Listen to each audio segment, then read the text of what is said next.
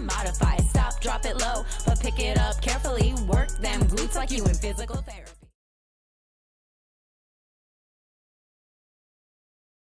बिस्मिल्लाहिर्रहमानिर्रहीम, अस्सलाम वालेकुम, वेलकम टू माय चैनल। आज के इस लेक्चर में हम पढ़ेंगे लिगामेंट, इसकी एनाटॉमी, इसका स्ट्रक्चर, इसके फंक्शन, ये सब कुछ। तो लेट्स स्टार्ट। बेसिकली जो लिगामेंट है वो एक डेंस कनेक्टिव टिश्यू स्ट्रक्चर है जिसमें जो कि डेंसिटी रखता है अपना, जिसमें इसका कोई एक प्रॉपर शेप होता है, प्रॉपर स्ट्रक्चर होता है। और इसका शेप क्या होता है कि वो डिफ़र करता है या एक दूसरे से मुख्तलिफ होता है। किन किन बेसिस पर होता है? शेप के बेस पर, साइज एंड लोकेशन के बेस पर, ठीक हो गया, और इसके अलावा ओरिएंटेशन के बेस पर। अच्छा, इसका जो मेन फंक्शन है, लिगामेंट का मेन फंक्शन क्या होता है कि वो बोन को बोन के साथ कनेक्ट करता है। इसका फंक्शन की अगर हम बात करें तो इसके फंक्शन क्या है कि हमें स्टेबलाइज करता है दो जॉइंट को आपस में, यानी कि दो बोन को आपस में एक जॉइंट के ज़रिए स्टेबलाइज करता है ताकि वो अपनी जगह से ना हिले और अपना प्रॉपर फंक्शन परफॉर्म करे। इसके अलावा शॉक एब्जॉर्प्शन प्रोवाइड करता है, जैसे इंटरवर्टिब्रल डिस्क में आपने देखा होगा। वो क्या काम करते हैं हमारे बॉडी में, एज अ शॉक एब्जॉर्बर काम करते हैं। इसके अलावा विस्को इलास्टिक, क्योंकि इसमें वाटर की मिकदार मौजूद होती है, और इसके अलावा इसकी अपनी इलास्टिसिटी, यानी कि इसमें ये क्वालिटी है कि ये एक रेंज तक स्ट्रेच हो सकता है, या ये इलास्टिक क्वालिटीज़ प्रॉपर्टीज़ शो करता है।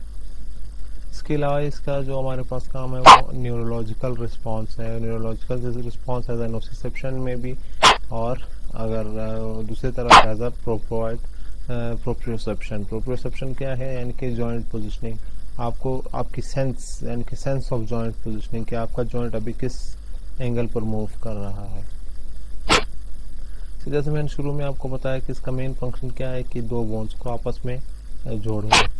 इसके अलावा हमारे पास इसके काम क्या है? रिस्ट्रिक्ट मोबिलिटी, हाइपर मोबिलिटी, यानी कि अगर लिगामेंट ना हो तो जो हमारी जो मूवमेंट है वो अपने नॉर्मल रेंज से ज़्यादा परफॉर्म होंगी। जैसे इस पिक्चर में आप देख रहे हैं, ये देखें, ये नॉर्मल लेग है जिसमें इस बंदे का जो नॉर्मल पर्सन है, इसका पोस्टीरियर क्रूशिएट लिगामेंट, यहाँ पर एक लिगामेंट होता है, वो नॉर्मल है। जबकि इस पिक्चर में आप देखें कि ये पाँव जो है ना पीछे की तरफ गया है। हमारे लैंग्वेज मेडिकल की लैंग्वेज में इसको कहा जाता है जीनू रिकर्वेटम। ठीक है, इसमें क्या हुआ है कि जो ये पोस्टीरियर क्रूशिएट लिगामेंट है, यहाँ पर एक लिगामेंट है जो इस बोन को इस बोन के साथ कनेक्ट करती है, वो क्या हुआ है, उसमें टेयरिंग आई हुई है या वो टूट चुका है। इसकी वजह से जो है ना ये अब हाइपर मोबाइल है। हाइपर मोबाइल मतलब इसकी जो नॉर्मल मोबिलिटी है या जो मूवमेंट रेंज है उससे वो उससे आगे चला गया है या उसको क्रॉस कर गया है। तो इसके बाद अगर आप इसके स्ट्रक्चर को देखें तो NCBI की हम क्या कहते हैं एज रेफरेंस से हम इसका स्ट्रक्चर देखेंगे। बेसिकली लिगामेंट का स्ट्रक्चर अगर हम देखें, एक लिगामेंट को उठाएं, फॉर एग्जांपल ये हमने एक लिगामेंट का पार्ट उठा लिया, इसको अगर हम अंदर जान के देखें तो हमें इस तरह फिजिकल्स नज़र आएंगे। ठीक है, अगर हम इसको और डीप जान के देखना चाहें, जैसे ये ट्यूब लाइक स्ट्रक्चर है, इसको हम क्या कहते हैं? फाइबर या फिब्रिल्स। इस फिब्रिल्स को अगर हम और डीपर स्ट्रक्चर में जाके देखें तो हमारे पास आ जाता है सब फिब्रिल, ये स्ट्रक्चर। अगर हम इसको और डीप में जाके देखें, हम इसका ये एक पार्ट उठा के और देखें तो इसमें हमारे पास क्या आएगा? माइक्रोफिब्रिल। अगर इस माइक्रोफिब्रिल को हम और डीप में जाके देखें, यानी तो हमारे पास क्या आ जाएगा? इसका बेसिक यूनिट, जिसको हम कोलेजन कहते हैं। अच्छा, ये बेसिक इन्होंने वो क्या कहते हैं, इसका जो डायमीटर है बताया गया है 50 to 300 माइक्रोन है फिजिकल का, और फाइबर फिब्रिल जो हमारे पास 50 to 500 माइक्रोन नैनोमीटर सॉरी है। इसके बाद हमारे पास जो माइक्रोफिब्रिल है वो 3 to 5 नैनोमीटर है, और जो कोलेजन है हमारे पास 1.5 नैनोमीटर है। इसके बाद हम स्ट्रक्चर देखेंगे, जैसे बोन के ऊपर एक स्ट्रक्चर होता है जिसको हम पेरियोस्टियम कहते हैं। इसी तरह जो लिगामेंट है उसके ऊपर भी एक स्ट्रक्चर होता है जिसने लिगामेंट को कवर किया होता है, जिसको हम क्या कहते हैं? एपीलिगामेंट। एपीलिगामेंट इस तरह राउंड स्ट्रक्चर है, जैसे ये आप देख रहे हैं, ये कवरिंग, आउटर कवरिंग, इसको एपी लिगामेंट कहा जाता है। ठीक हो गया। फिर एपी लिगामेंट में अब क्या क्या पाया जाता है? एपी लिगामेंट में हमारे पास सबसे पहले पाया जाता है एडिपोसाइट्स यानी कि फैट सेल्स मौजूद होते हैं। इसके अलावा ब्लड वेसल्स मौजूद होते हैं, जिनका काम क्या होता है कि blood supply toward the ligament को ब्लड सप्लाई करना।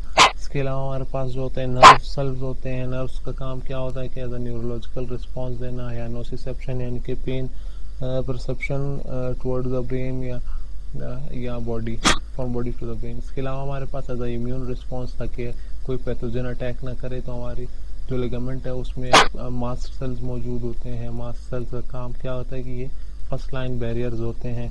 इसके अलावा हमारे पास इसमें होता है फिब्रोसाइट्स होते हैं। फिब्रोसाइट्स यानी कि जो उसका बेसिक यूनिट्स होते हैं, जो जिसका बनाने का काम कौन करता है? फिब्रोब्लास्ट करते हैं। फिब्रोब्लास्ट ही फिब्रोसाइट्स बनाते हैं, जो कि एरियोलर टिश्यूज पर मबनी होते हैं। एरियोलर टिश्यूज में मुख्तलिफ आ जाते हैं, इलास्टिन आ जाते हैं, कोलेजन आ जाता है, और क्या कहते हैं, इलास्टिन, कोलेजन और एक दो और भी है, मैं आपको आगे उसमें बताऊंगा। तो अगर हम अभी इसके डीप स्ट्रक्चर में जाके देखें, तो जैसे ये एक हमने वो उठाया, नी उठाया है, नी जॉइंट उठाया। नी जॉइंट में हम क्या देख रहे हैं कि जो मुख्तलिफ लिगामेंट्स है, मीडियल कोलेटरल लिगामेंट है, ये जो और पोस्टीरियर क्रूशिएट लिगामेंट है। तो हम सबसे पहले इस मीडियल पोस्टीरियर क्रूशिएट लिगामेंट को हम डीपर सेक्टर रख के देखेंगे। तो ये कुछ यूं होगा, जैसे मैंने आपको बताया कि लिगामेंट होगा फिजिकल, उसके अंदर फिर फिब्रिल, उसके अंदर फिर सब फिब्रिल, उसके अंदर फिर माइक्रोफिब्रिल, उसके अंदर फिर कोलेजन या एरियोलर टिश्यूज आ जाते हैं। तो इसका ये भी वही स्ट्रक्चर है जैसे बेसिकली।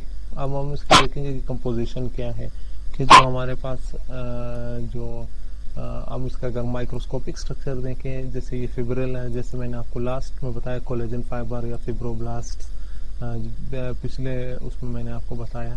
तो इसमें हम क्या देखते हैं, जो हमारे पास लिगामेंट है, जैसे विस्को इलास्टिक फंक्शन ही प्रोवाइड करता है, इसी तरह इसमें वाटर की मिकदार मौजूद होती है और सॉलिड मिकदार मौजूद होती है, सॉलिड कंपोनेंट्स की। तो सबसे पहले हम वाटर की मिकदार देखेंगे कि वाटर ने जो है ना लिगामेंट का 2/3 हिस्सा कवर किया होता है। और वाटर का काम लिगामेंट में क्या होता है कि सेलुलर फंक्शन, जिसमें यानी कि न्यूट्रिशन वगैरह प्रोवाइड करना, या एज इम्यून रिस्पॉन्स या वगैरह का फंक्शन प्रोवाइड करना। उसके अलावा विस्को इलास्टिक इफेक्ट जो है, जैसे मैंने आपको बताया कि पानी की वजह से जो इसकी इलास्टिसिटी है या हाइड्रेटिंग कैपेसिटी है, वो वाटर की वजह से होती है। उसके ऑपोजिट तरफ अगर हम देखें तो हमारे पास सॉलिड पोर्शन भी आ जाता है। सॉलिड पोर्शन ने क्या किया है कि सॉलिड पोर्शन ने 1/3 हिस्सा लिगामेंट का कवर किया होता है according to the snail anatomy. अच्छा, अब हम देखेंगे कि अच्छा ये वाटर, जैसे मैंने आपको बताया, ये सॉलिड पार्ट में हमारे पास आ जाता है। तो सॉलिड पार्ट ऐसा समझे कि हमने 1/3 एरिया फर्ज करे कि ये 100% है हमारे पास, ठीक है। तो हम 100% में जो 75% एरिया होता है 1/3 में, 1/3 एरिया में अगर हम 75% एरिया देखें तो वो हमारे पास मौजूद होता है कोलेजन फाइबर। और कोलेजन फाइबर का 85% जो है ना टाइप 1 कोलेजन मौजूद होता है, और 15% जो है ना type 3, type 5, type 6, type 14 collagen fibre मौजूद होता है। अच्छा जी, 75% हो गया। अभी हमारे पास रह जाता है 25%। 25% में हमारे पास अच्छा ये फिब्रोब्लास्ट है, जैसे ये फिब्रोब्लास्ट है, fibroblast surrounded by matrix of water. अच्छा, हमारे पास अब आ जाता है जो 25% है। 25% में जो 14% है, 14% जो है ना प्रोटियोग्लाइकेन ने कवर किया होता है। प्रोटियोग्लाइकेन का क्या काम है कि वो जो उसकी जो मैट्रिक्स है उसको हाइड्रेट रखता है। अच्छा, इसके अलावा हमारे पास मौजूद होता है इलास्टिन फाइबर्स मौजूद होते हैं, इलास्टिन्स मौजूद होते हैं, ग्लाइकोप्रोटीन्स मौजूद होते हैं। इलास्टिन्स का काम क्या होता है कि वो लिगामेंट को वो प्रॉपर्टी प्रोवाइड करे जिसकी वजह से जो लिगामेंट है वो एक्सटेंसिबल है, यानी वो स्ट्रेचेबल है।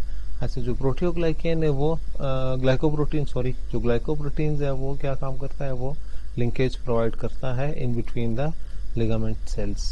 अच्छा, अगर हम अब रिसर्च देखें, रिसर्च बेसिकली हमने देखनी है, उसमें ये है कि जब आपकी लिगामेंट टियर हो जाए यानी कि लिगामेंट टूट जाए या उसमें कोई डिफॉर्मिटी आ जाए तो इसकी ट्रीटमेंट क्या होगी। तो लिगामेंट की ट्रीटमेंट जो रिसेंट स्टडीज़ है उसमें लिखा गया है कि राइस प्रोटोकॉल में क्या है, जो हर एक वर्ड है उसका अपना एक एब्रिवेशन है। जैसे कि आर से हमारे पास सबसे पहले आ जाता है रेस्ट, और मतलब अगर जैसे आपको इंजरी होती है, लिगामेंट टेयर होता है तो आपने रेस्ट करना है, उसके बाद मूवमेंट वगैरह नहीं करनी, चलना वगैरह नहीं है। अच्छा, इसके बाद हमारे पास आई से आ जाता है आइसिंग जैसे आपने मुख्तलिफ क्रिकेट में भी देखा होगा कि जब प्लेयर को इंजरी होती है तो एकदम एक बंदा भाग फिजियोथेरापिस्ट भाग करा रहा होता है और इस तरह तेले में कोई चीज़ जो प्लेयर है उसके पाँव पर रखता है।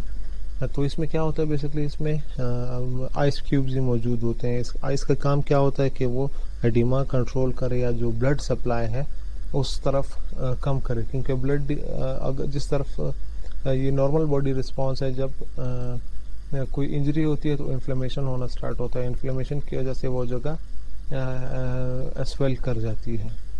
इसके बाद हमारे पास जो सी आ जाता है थर्ड प्रोटोकॉल, वो है हमारे पास कंप्रेशन से क्या होता है कि जो एडिमा है वो कंट्रोल हो जाता है, और चूँकि कंप्रेस हुआ होती है ब्लड वेसल्स कंप्रेस हो जाता है, वेजो कंस्ट्रिक्ट हो जाते हैं वेसल्स, तो उसकी वजह से क्या होता है, blood flow toward the area कम होता है, जिसकी वजह से हमारे पास स्वेलिंग कम हो जाती है। इसके एग्जांपल मैं आपको इस तरह दूंगा कि जैसे आपको आपका हाथ जल जाता है तो आप क्या करते हो कि जल्दी उसी टाइम उस पर ठंडा पानी डालते हो या कोई भी ऐसा चीज़ ठंडा लगाते हो और इसके बाद उसको पट्टी बांधते हो। तो सेम प्रोटोकॉल ये भी है। तो इसके अलावा हमारे पास जो ई है, ई प्रोटोकॉल से क्या होता है, ई से मतलब एलिवेशन से क्या होता है, जो एलिवेशन से मतलब कि आप फॉर एग्जांपल अगर आपकी लेग के लिगामेंट इंजर्ड हो गए तो आपने क्या करना है कि जो लेग है अपना वो हार्ट लेवल से, जो दिल के लेवल से ऊपर लेके जाना है, ताकि आपका जो वीनस फ्लो हो, जो वेन जो deoxygenated blood from the leg to the heart लेकर जाए, वो प्रोसेस आपका बूस्टअप हो और आपकी रिकवरी जल्द से जल्द हो। सो ओके गाइस, ये मेरा आज का लेक्चर था। अगर कुछ चीज़ समझ ना आए तो कमेंट सेक्शन में ज़रूर पूछिएगा। थैंक यू सो मच, खुदा हाफिज़। If it hurts to modify, stop, drop it low, but pick it up carefully. Work them glutes like you in physical therapy.